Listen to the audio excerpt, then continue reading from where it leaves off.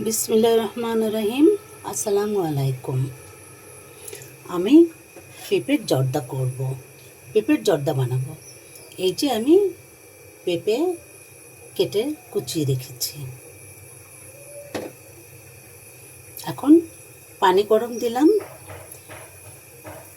এটার ভিতরে আমি পানি ফুটে আসছে, আমি পানি ভিতর দিয়ে দিচ্ছি। একটু গরম ভাপে নিয়ে তারপরে এটাকে তৈরি করি।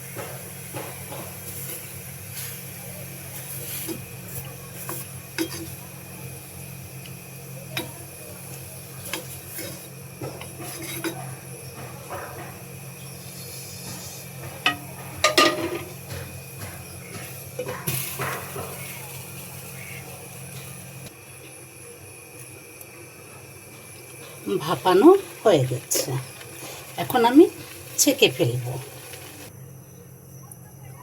এখন ঘি দিয়ে দিচ্ছি,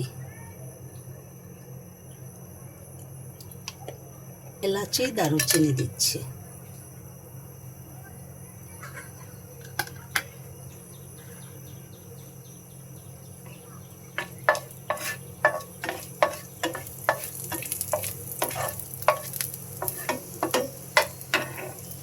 এখন ড্রাই ফ্রুটগুলো দিচ্ছি, বাদাম কুচি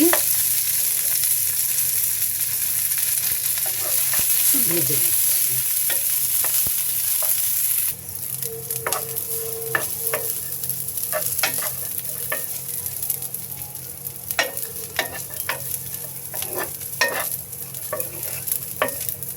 এগুলো এখন তুলে ফেলবো।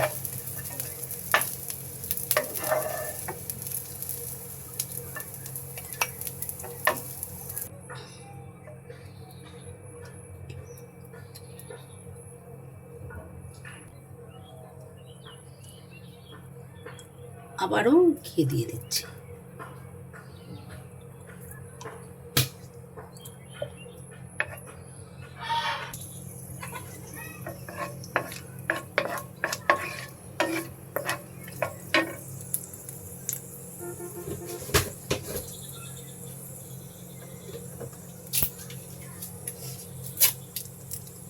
তেজপাতা দিয়ে দিচ্ছি।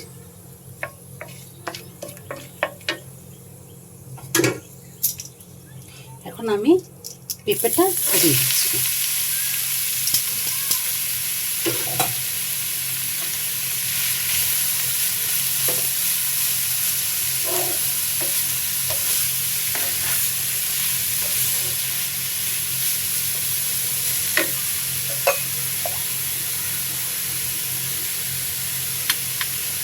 একটু লবণ দিয়ে দিলাম। মিষ্টি জিনিসে একটু লবণ দিলে একটু স্বাদটা বেড়ে যায়, একটু ভালো হয়।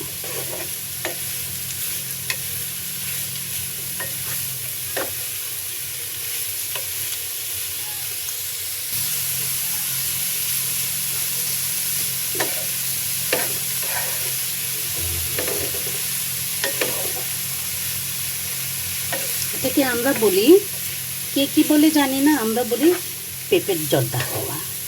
মানে ঝরঝরে থাকে তো, সেজন্য এটাকে পেঁপের জর্দা হালুয়া বলে। পেঁপেটা খাওয়া খুব ভালো, পেঁপে খাওয়া অনেক ভালো। এই জিনিসটা খেতে ছোট বড় সবাই খেতে পারবে, সবার জন্যই ভালো।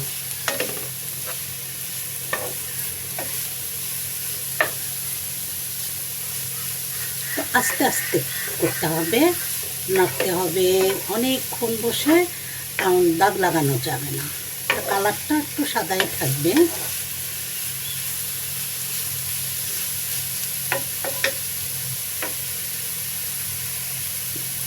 আমি চিনি দিয়ে দিচ্ছি।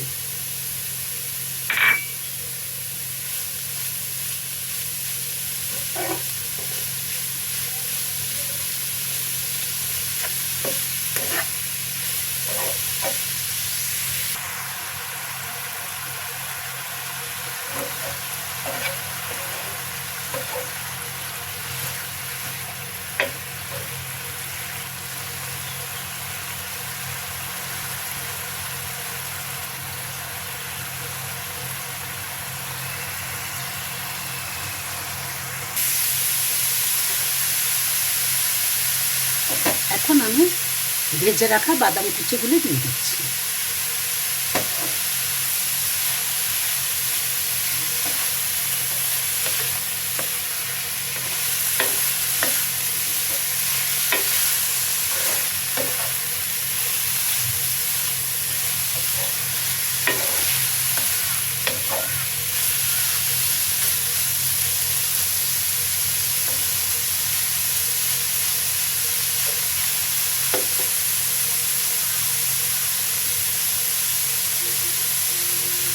কি সুন্দর ভাজি ফ্লেভার বেরিয়েছে।